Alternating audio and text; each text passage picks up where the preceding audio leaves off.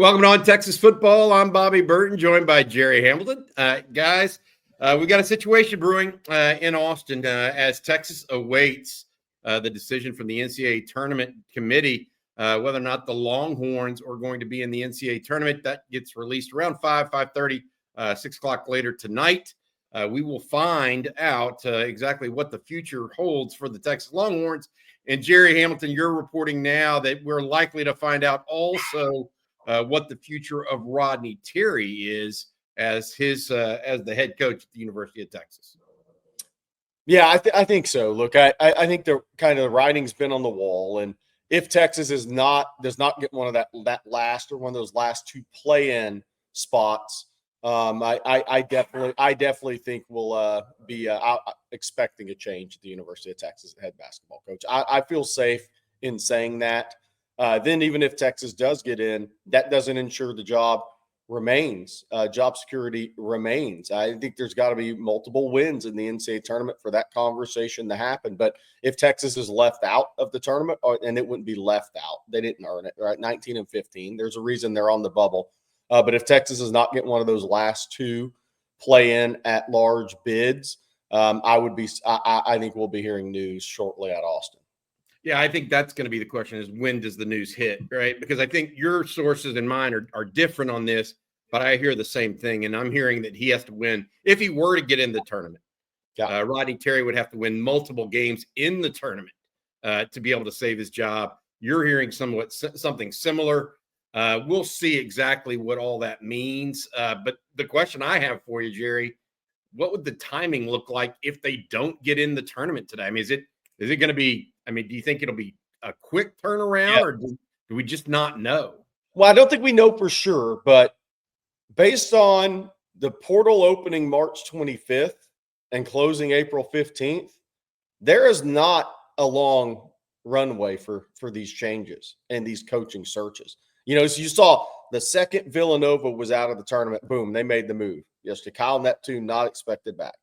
Iowa, McCaffrey, not expected back. I mean, these moves are coming bang, bang really quickly if you're going to make a change once you're out of the tournament. I mean, Kyle Neptune at Villanova didn't make the tournament. They got beat out. No NCAA tournaments in 3 years. Boom, they made the move right away so they could get on with their process because there's the coaching carousel right now. Has Indiana open? I think maybe Brad Burnell from Clemson, maybe a name to watch there. NC State's open. Virginia, Ryan Odom's a hot name out of VCU's kind of come up through the D2 ranks. He's a hot name right now. So I think people are positioning to get in on a guy like that. Ben McCollum at Drake with Iowa being open. So they're starting to see more movement. And when that movement starts to come, then, people are kind of racing against the clock for some of these for some of these hires, some of these up and coming guys, if that's where these schools are going. So I think that's what you're seeing, but I think it will happen very quick. Well, you mentioned two things I want to say to that. One, the March 25th portal opening is imperative that Texas takes advantage of that, or no matter who the coach is at the University of Texas, because that 3-week window, I guess, is where you will make or break your team for next season. Period. End of story. March 25th through April 15th. It's not like it is in football where the portal opens on April 15th or that late April timeframe and goes through. This actually closes, and so you can't get you really have a problem getting your players period in. And so if you're not ready to go by March 25th, you have no chance of keeping your guys or getting new guys in line. I want to say that first. So that's part one. The second part, all of those names you mentioned about other jobs, okay? Not one of them are a name that I'd heard for the University of Texas potentially in taking over for Rodney Terry. The thought process here, and I wanted to get your feedback on it.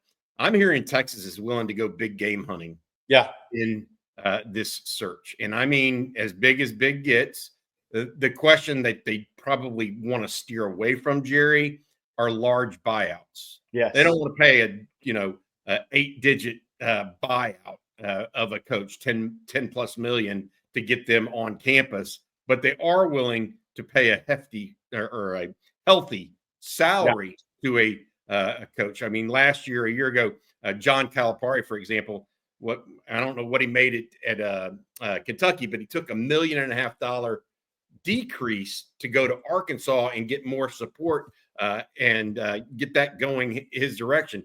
These big name coaches aren't so worried, I think, about salary being 10 million plus a year as they are having everything lined up for them. And that's where Chris Del Conte has to be ready to roll with his pursuit is not only can Texas go there from a salary perspective, but they got to be willing to support that person once they get interest in the job and perhaps take it. Is Texas uniquely lined up, or not uniquely, but one of the few teams lined up that can actually pull that kind of thing off in the college basketball world? Because none of those names you mentioned, I reiterate, none of those names you mentioned are ones that have been mentioned to me at Texas as potential replacements for Rodney Terry. They've been much more higher profile names, I would say. I think the Texas job, and obviously I talked to a few college coaches that I've known for years covering the Texas recruiting or basketball recruiting over the last couple of decades. So you do make friends amongst that coaching in the coaching circles. A lot of people liken the Texas job to the Florida basketball job, where it's football school, football number one, have had tremendous success in football, national championships, but also one of these, quote, sleeping giants in basketball. And Billy Donovan made that come to fruition. Lon Kruger got Florida to the Final Four. Then Florida hired a unicorn, and they got 2 national titles, third national title game appearance, and 5 Final Fours out of it. And now they hired a tremendous up-and-coming coach, Todd Golden, who may be the number 1 seed in the NCAA tournament overall going in here. So I think that the job is looked at similar by a lot of people in the college coaching circles as a team that if you get the right guy in there in Texas, I think a lot of people thought Texas had the right guy in there in Beard until his off the court incident. Texas could become a program that had success like the University of Florida had when they had that right guy and put all the pieces together. So I think Texas is good at, if you're talking the 7 to 8 million for an annual salary and a higher salary pool for assistants than Texas has spent, and an NIL that's going to have to be 5+ million, you're going to attract some really, really high-end coaches. Now, you got to get that thing through the finish line. And that doesn't mean an NBA coach wouldn't have interest. We're starting to see more NBA guys go to the college ranks. And I think that is due in large part because it's a pro model. College sports is moving to a pro model. These guys understand the pro model. They also have a NBA offensive mind and NBA offensive scheme and system. And then there's no buyout or very limited buyout with those NBA coaches. But so I think Texas' job is the perception in the college coaching ranks is that you could go win big there. You can go win big there. Rick Barnes at the Final Four, 2 other Elite Eights, and was really close with a couple of those teams. And I think the really talented coaches in college basketball know you can go get it done at Texas if you put it all together. And that makes it attractive when you start talking $7-8 million a year, high salary pool for assistants, NIL. But it'd be a mercenary hire, Bobby. It's going to be – these guys you're going to have to give them everything they want to get them the college. Well, I think the question I have for you, and this is the Chris Del Conte question, right? I felt like 3 years ago when Rodney Terry actually took the team to the Elite Eight, one of the coaches I thought that he was leaning heavily towards tabbing was Sean Miller at Xavier. Well, Sean Miller's in a similar situation, still out there, but you think they might even be willing to go in excess of a Sean Miller type financially at this point. And I'm not saying Sean Miller yes or no or any of this other stuff. I'm just trying to put a gauge on it. Are we talking about $5+ million, $6 million, $7 million a year, potentially in the range? Is that what agents are saying behind the scenes that Texas might be willing to do? Yeah, and look, I think before Rodney Terry earned the job at Texas, getting to the Elite Eight, I think there was some contact made with some pretty big fish in college basketball. Now, I don't think any of those guys were jumping in at that point, but Beard was making $5.2 million in that range. You're talking when you get to 7 to 8, you're talking about a top 5 paid coach in college basketball. You're getting to it, but then there's the NIL piece. So if you look at your blue blood programs, Duke's NIL is probably between 6 and 7 million. Texas is around 3, so you're going to have to bump that up into the 5 to 6 range because a lot of those guys are already at a school that's in that range. So, or want to be in that range if they're going to leave a really good job they're at. So that's where it gets interesting. I think the salary pool, yes, and the NIL guarantee, I think is going to be a big piece if Chris Del Conte goes and makes the hire where people are like, what? This guy's going to go to Texas? I think those are the two factors. You think that's possible? You think it's possible that Del Conte pulls something like that off? I think it's possible, but not guaranteed, but I think it's possible. Okay. All right. I've got some other stuff that we want to talk to you guys about as well. First, I want to say thank you to our friends over at Allegiant Digital Marketing. Allegiant Digital Marketing and his Chad Markham and his team have been helping Texas businesses around 20 years now, or 25 years. Allegiant Digital Marketing is from Chad Markham, a UT grad and instructor of the Digital Marketing Boot Camp here at UT Austin. He's helped thousands of businesses overcome challenges related to marketing their business. Take advantage of their Hook 'em Horn special and save up to $2,500 in advertising. Visit allegiantdigital.com /on-Texas-football to learn more today. That's allegiantdigital.com /on-Texas-football to learn more today. Again, that's Chad Markham and his group. All right, a couple other sports we want to mention. Texas won its first SEC baseball game ever on Friday by beating Mississippi State. Then the rain came. All games washed out. They'll begin again today at 1 o'clock in a doubleheader against Mississippi State. But I want to add this. Women's softball is on a roll. They went over to Florida on Saturday, Jerry, and frankly, Texas ranked 1 or 2, depending on the poll, in women's softball. Florida ranked 3 or 4, depending on the poll. Texas swept both games yesterday against Florida. They are now 28-1 on the season. They have Florida again tomorrow for the third game of the series, but they've already won the series against the number 3 or 4 team in the country. Clearly, Mike White and his group have something building in that regard. Baseball, 15 straight wins now for the Longhorns. So things going in the right direction there. All right, let's take a step back and talk a little bit about Longhorn football, Jerry. We are now 9 days away from spring ball starting. We've heard some news about Ryan Wingo getting LASIK surgery. DeAndre Moore out with a toe injury. Wingo's expected back. Some other news, we might be hearing of other guys that aren't necessarily participating full go right now. We can't release that name. The point being, Texas may be a little dinged up here and there, but by and large, these are expected to be smallish injuries, and everything's set to be full go. The big ones that we're still waiting on, the biggest one remains Cedric Baxter and his healing process. Give us a little insight into what you're hearing across the board in football right now, Jerry, because I know you checked in with some people yesterday afternoon. Yeah, I was told a couple things. The freshman class continues to truly impress Torrey Beckton and the Texas coaching staff. And there's a lot of things that come with that, right? It's not, you can't just make the blanket statement without some specifics. Well, one of the specifics I hear is, a lot of times it's not cliquish, but offensive guys tend to hang with offensive guys. Defensive guys tend to hang with defensive guys. Apparently, from what we're hearing, this number 1 ranked class, which 22 of those guys are on campus right now, they all hang together. Offensive guys hang with defensive guys hang with offense. There's like a real bond with this group. And I know it's recruiting talk, class talk. I get it, but we're hearing this in mid-March. It's like talking about culture. What is it? Right. It's hard to define, but if it's there, it's significant. And it's significant. And so I think, from what I hear, Torrey Beckton and Tex Sark and these guys are extremely pleased with the freshman class. I mean, they're putting up big testing numbers. We reported last week that Michael Terry hit 22 miles per hour on the GPS at 214. I was told yesterday, Elijah Barnes, who came into Texas at 243, he's now at 235, and he's hitting close to 21 on the GPS.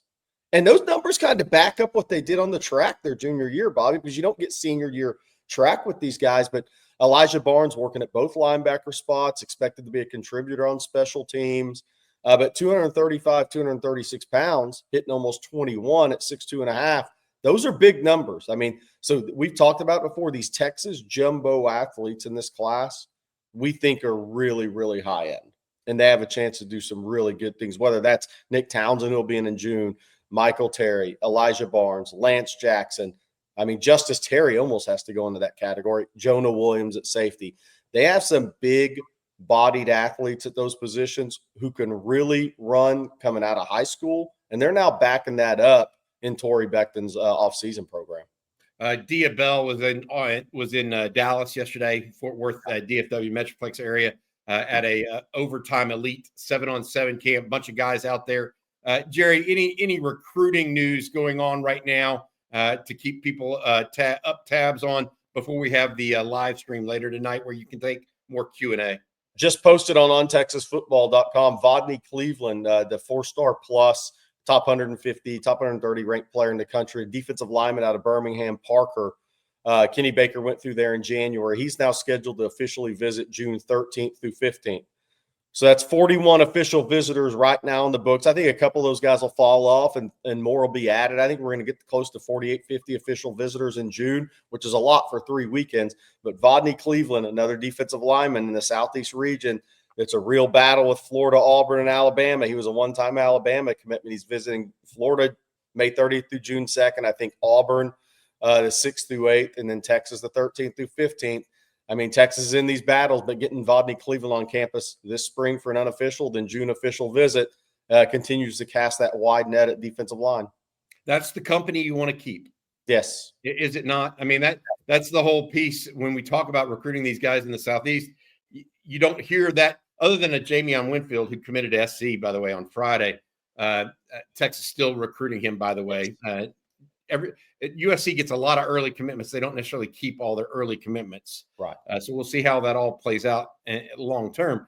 But my point being, outside of him, no one in the state of Texas is really getting that kind of emphasis, whereas there's guys throughout the Southeast on the defensive line that are getting that heavy recruitment from big name programs. It's just that point, Bobby. Texas now has official visitors on the D line, interior D line set with Dylan Berryman in Monroe, Louisiana, Rodney Cleveland in Birmingham, Tico Crittenden in Atlanta, Lithonia, Georgia, likely Kendall Gerville out of North Fort Myers will officially visit as well in June. James Johnson, a possibility. So, I mean, they're covering all the states. Mississippi kid just got offered last week and is a kid that Texas is going to get on campus this spring. And if that goes well, potential official visit. There's a chance that Texas literally is going to have an official visitor from every Southeast region state in June. I think that Deep South, because Tennessee and Kentucky, they won't. Yeah. South Carolina, maybe not. But North Carolina, they probably will. Yeah. So I would say this. I think we're seeing a changing. We've talked about it and covered it pretty thoroughly. We're seeing a changing of the guard and how Steve Sarkisian approaches it. And it's come full circle with a combination of two things. One is the entry into the SEC.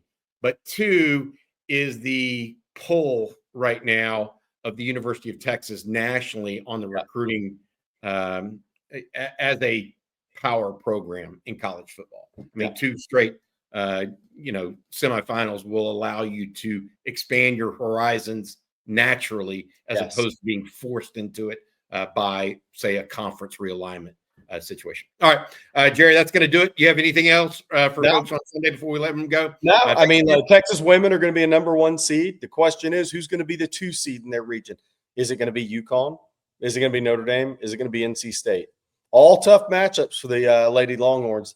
Those are teams that make a lot of threes, and that's kind of going to be where Texas gets into one of those games where is their hand going to be forced. But the Texas women have earned and are going to be a number 1 seed in the NCAA tournament. And so a hat tip to Vic Schaefer, because it didn't come without injury.